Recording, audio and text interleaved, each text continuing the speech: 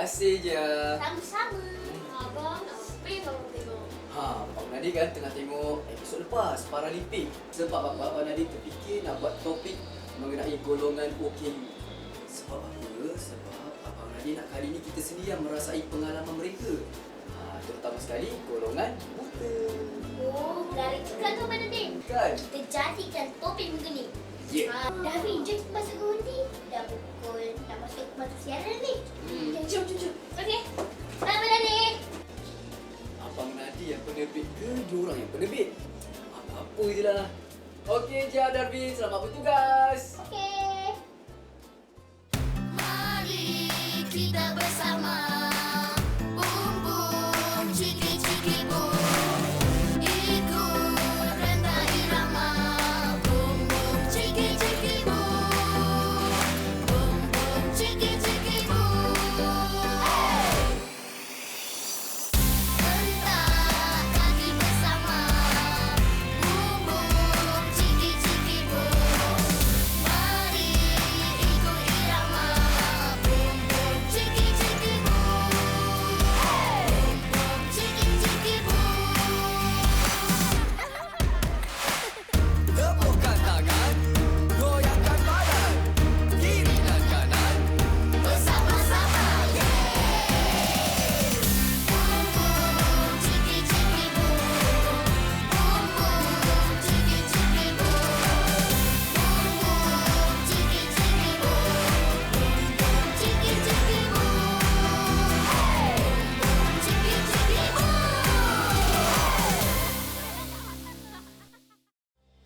Riangkan hujung minggu anda bersama kami di CBFM. Eksplorasi Ekspresi. Kami akan menemani kawan-kawan dengan topik yang sangat menarik. Lepas tu jom kita tengok ini dulu CBFM Eksplorasi Ekspresi. Kalau saya nampak orang buta tu nak lintas jalan, saya tolonglah dia tu. Tolong dia lintas. Jangan bagi dia langgar dinding lah. Kalau kita nampak orang buta, kita kena tolong dia. Kalau saya buta, saya akan rasa takut. Sebab takut kena langgar kereta, kena hina. Kita tak perlu beza-bezakan orang biasa dan dengan orang buta sebab orang buta manusia biasa. Ya, kita biasa melihat orang buta setiap hari. Kita tengok mereka berjalan, mereka bekerja, macam orang normal yang lain. Tapi kita tak tahu susahnya mereka untuk menjalani kehidupan hari-hari. Bukan kami saja dalam konti. Kami bersama tetamu yang akan berkongsi pengalamannya sebagai seorang buta. Ini merupakan sejarah bagi CBFM. Pertama kali tetamu dijemput ke konti.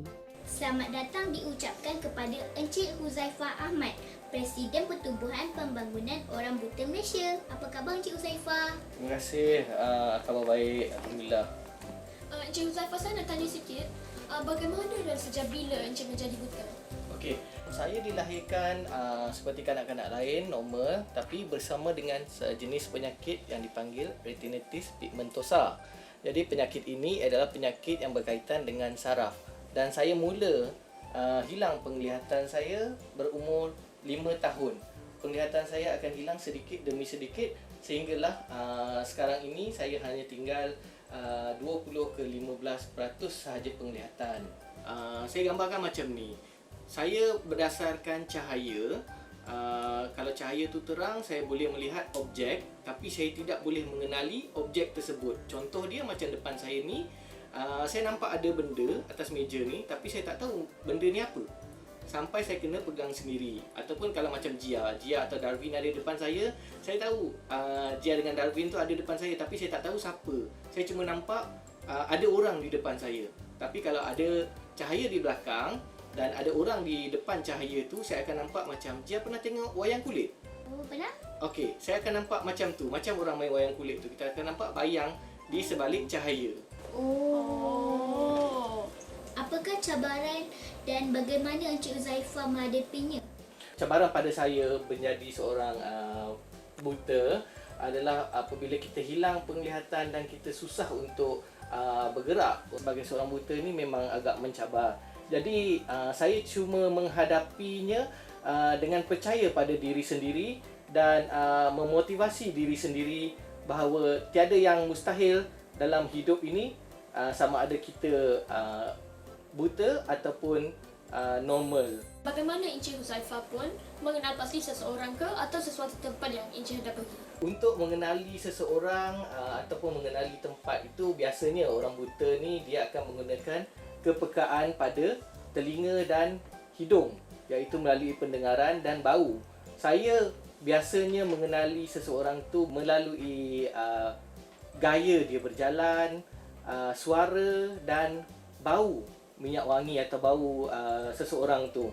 Jadi untuk mengenali persekitaran itu akan ambil masa beberapa kali untuk sampai ke tempat tu.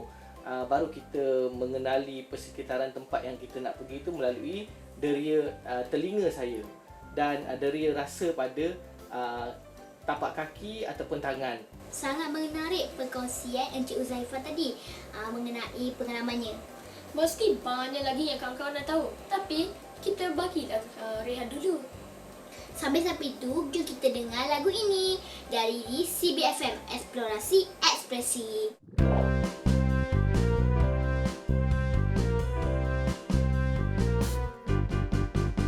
Mataku cantik untuk melihat, dua telinga untuk mendengar, hidungku bau semua haruman, lidah merasa sejuta rahsia. Jadi marilah kita menjaga, deria adalah sahabat kita.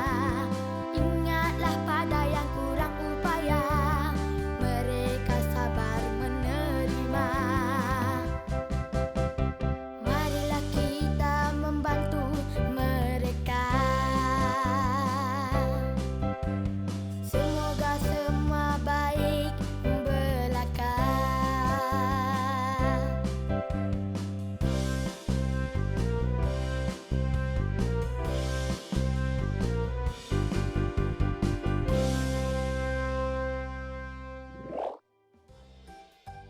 Kembali lagi bersama kami di CBFM Eksplorasi Ekspresi. Anda masih lagi bersama saya, Darwin dan Jia serta Encik Huzaifah dari Pertubuhan Pembangunan Orang Buta Malaysia.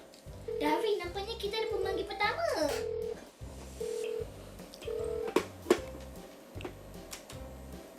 Hello, CBFM di sini, siapa di sana? Hello CBFM. Saya Damia. Ingat saya lagi tak? Damia? Siapa ya? Dah ingat. Awak Damia kan? Yang telefon kami masa episod Paralimpik tu kan? Hai Damia. Hai Dia. Hai Darwin. Terima kasih tahu Ciki Boom sebab prihatin dengan golongan cacat penglihatan macam kami ni. Terima kasih juga kepada Encik Huzaifah sebab berkongsi pengalaman dan pengetahuan tentang hal-hal yang macam ni. Darwin, boleh tak saya nak minta lagu? Saya sukalah dengan lagu Ciki Boom. Boleh, nanti kita mainkan dia, Damia. Adakah pernah jadi pengalaman macam kena rompak ke masa berjalan? Alhamdulillah, saya belum ada pengalaman dirompak ataupun disamun. Tapi pengalaman sebagai seorang buta yang wajib ditempuhi oleh orang buta ialah pengalaman jatuh ke dalam longkang dan langgar tiang. Jadi pengalaman-pengalaman itu yang saya pernah lalui. Okey, Encik Huzaifah, nak tanya soalan yang terakhir sekali. Boleh. Apakah pesanan Encik Huzaifah terhadap orang-orang yang normal mewakili orang buta? Okey. Pesanan saya dan harapan saya kepada orang-orang normal di luar sana bahawa kami ni orang yang dilahirkan ataupun menerima nasib sebagai orang buta bukanlah mengharapkan simpati semata-mata. Apa yang kami harapkan ialah peluang dan ruang yang diberikan untuk sama-sama hidup di dalam masyarakat dan bantuan daripada golongan normal sendiri untuk membantu kami menjalani kehidupan yang lebih berkualiti dan sama rata dengan masyarakat normal di luar. Terima kasih kepada Encik Huzaifah Ahmad, Presiden Pertubuhan Orang Buta Malaysia kerana sudi meluangkan masa dengan kami. Sama-sama. Kami harap kawan-kawan Ciki Boom semakin prihatin dengan golongan Nokia ini. Tapi tak lengkap lah kalau CB Crew tidak masuk sendiri. Bagaimana keadaan persekitaran golongan ini? Abang Nadir, Amber, mulakan eksplorasi ekspresi anda berdua. Baik, bos. Amboi. Bos, jangan marah. Abang Nadir gurau je lah Amber. Hai adik-adik semua. Kali ni Amber bersama dengan Abang Nadir akan mencari jawapan dengan menjalankan eksplorasi dan ekspresi tentang golongan buta ini. Kita nak jumpa siapa, Abang Nadir? Kita kena jumpa Encik Hakimi daripada Yayasan Orang Buta Malaysia. Tapi kan Amber, kita kena pergi Hotel Damson dulu. Sebab Encik Hakimi dah tunggu kita kat sana. Jom. Jom. Sekejap Abang Nadir, Amber. Hai Encik Abby. Abby nak tambah satu lagi. Awak akan cuba merasai pengalaman buta. Apa kata awak belajar juga dengan Encik Hakimi bagaimana nak membantu orang buta? Sebab nak bantu mereka berjalan, makan, ada caranya. Boleh aja Encik Abby, tak ada masalah lah. Okeylah Amber, jom kita jumpa Encik Hakimi. Jom.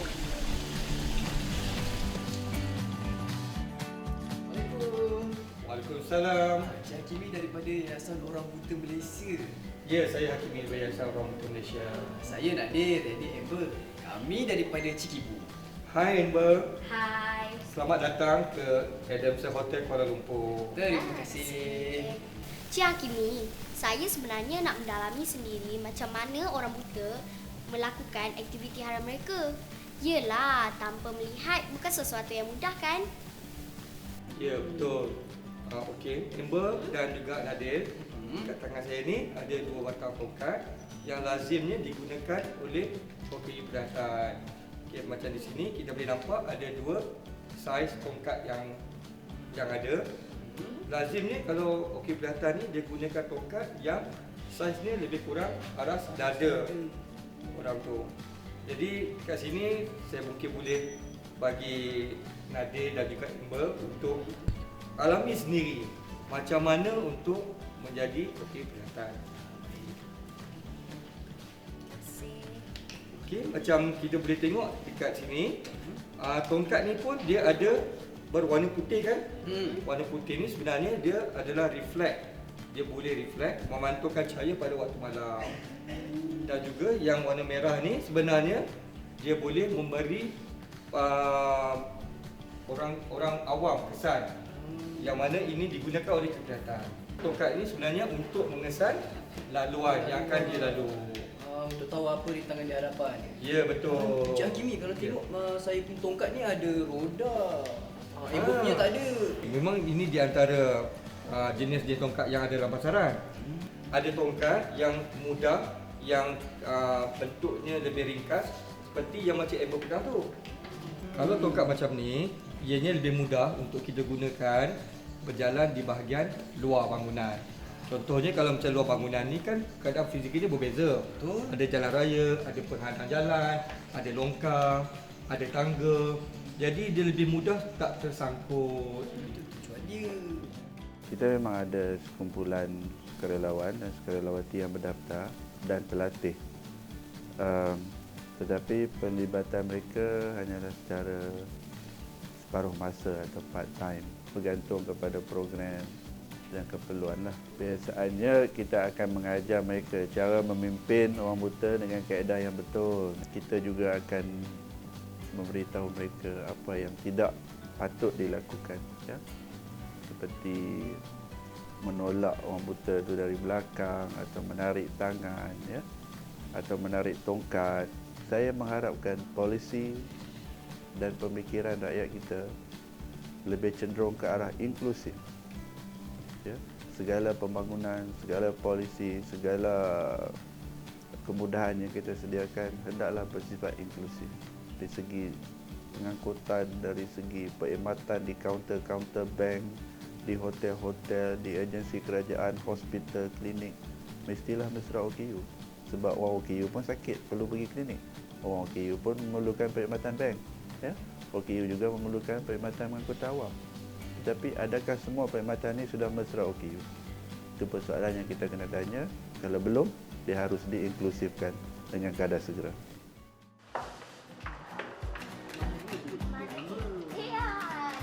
Hamper dah sampai, tunggulah Abang Nadir kat pintu tu. Oh, remote TV. Cari telefon. Lah, kita cek telefon.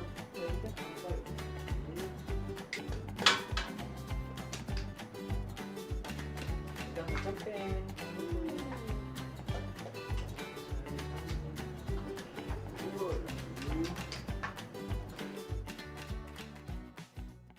Hai adik-adik.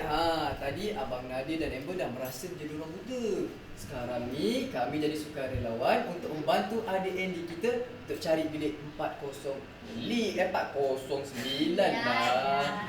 409 kan?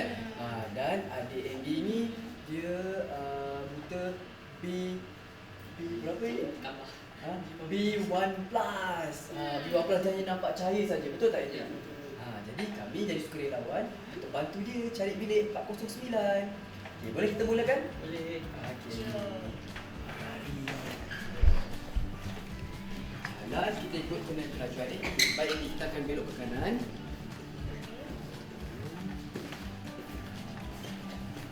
Jadi kita jadi mata Andy tau, Amber. Kita kena bantu Andy untuk cari bilik dia. Kita tak boleh terlampau laju, kita ikut kelajuan Andy. Sebelah kiri ni ada tombol pintu tandas. Rasa dan pintu dia rata kan. Sebelah kanan pula, kanan ini. Yang ni ada tombol. Tombol di sini. Kecil sikit kan. Kita ada ni tempat masuk air, kita ada soket dia. Soket di sini. Kalau kita nak cas phone ke, sebelah kanan ni, ini rasa kapet ni untuk letak beg. Beg-beg kita. Okey. Dan depan sikit lagi yang licin ni, yang kaca ni, kita nak letak alat rapi kita macam sikat, minyak rambut semua. Okey. Ni ada tuala ni. Okey. Ini telefon. Oh, okey. Dan bilik ni ada 2 katil Andy. Oh, ni satu lagi. Ini satu lagi. Dan kita kena jalan sampai ujung katil, kaki kiri, sandalkan sampai ujung katil. Kita ada bucu depan ni untuk pemegang tangga. Oh, tangga. Okay.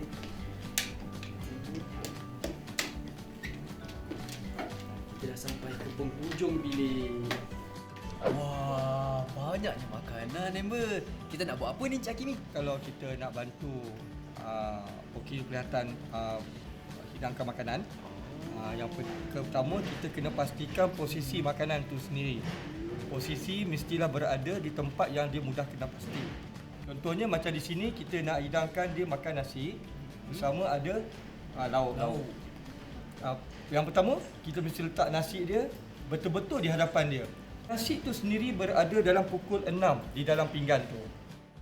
Macam lauk utama kita akan letak pada pukul 12. Sebab nasi dia kita letak pada pukul 6 kan.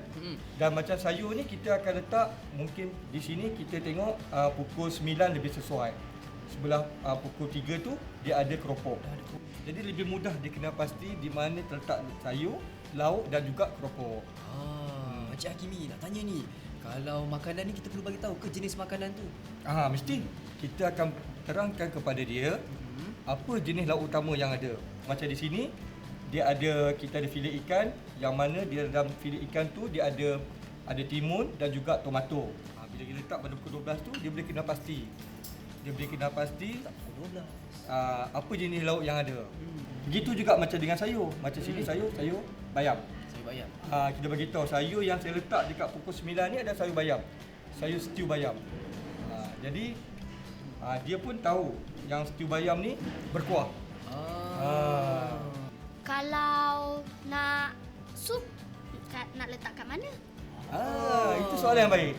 Kalau katakan di sini kita ada sup, jadi selalunya lazimnya sup tu kita letak di tengah-tengah nasi tu. Kan nasi tadi di posisi pukul 6 kan? Jadi kita tuang di bahagian tengah nasi tu. Kemudian kita akan pegang tangan dia, suruh dia sentuh di mana sup, mangkuk sup tu. Kalau dia rasa dia nak tambah, dia boleh tambah sendiri. Kadang-kadang mungkin dia nak rasa sikit je.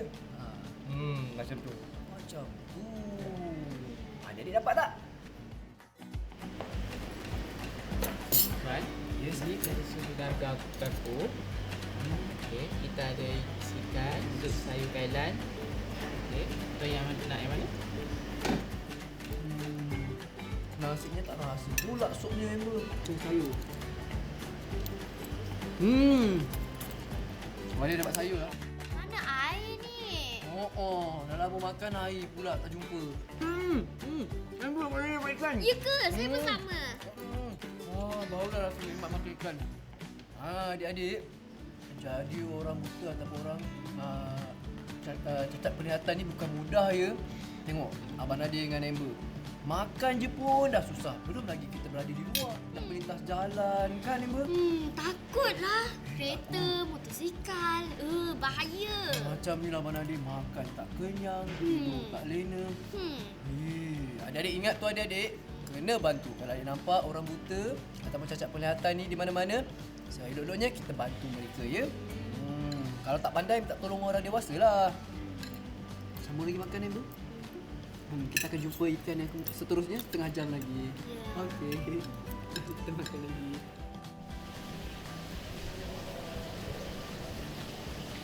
Dah selesai. Macam mana Abang Nadir dengan Amber pengalaman tadi?